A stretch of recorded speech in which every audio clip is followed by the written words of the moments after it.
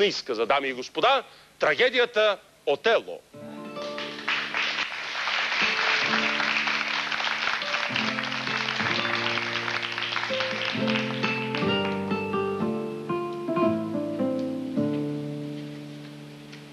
О, Дездемона! О, неблагодарна! Ти, дето ми разсипа седесето! Ще от душа само да те сбагна. Направо ще ти скъсам той, което използваш, за да сядаш върху него. Отело, кавалерството ти него. Откакто ти властта изгуби, не искаш много с мене да се любиш.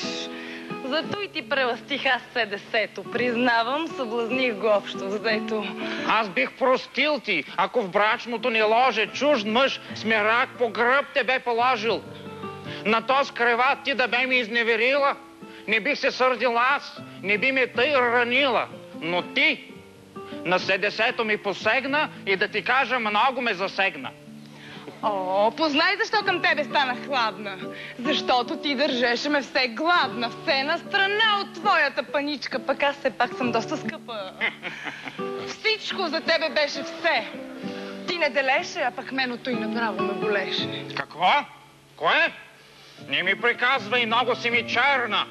Аз трябваше по-рано да те перна. Сега и да те душа, все е тая. Надежда няма, да ти се не знае. Да, прав си. Но в това пространство дясно да бъда с тебе, май ще ми е тясно.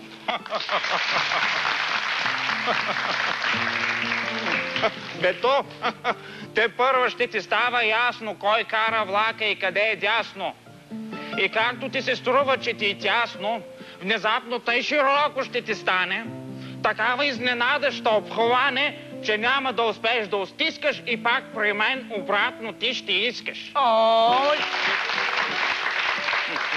И я не ми прави семейни сцени. Върви си тия, дясното остава с мене. Добре, аз тръгвам. Но преди да тръгна, няма с ножа да те ръгна, а с думи ще те провода в сърцето. Помни от мен. Помни, че той, което днес е с тебе, утре е зад тебе и ще опита то да те прекърши. Това е. Стой, пулката ми свърши. Уважаеми зрители, това бяха Цветомира Стефанова и Георги Караджеков в трагедията Синьото пространство.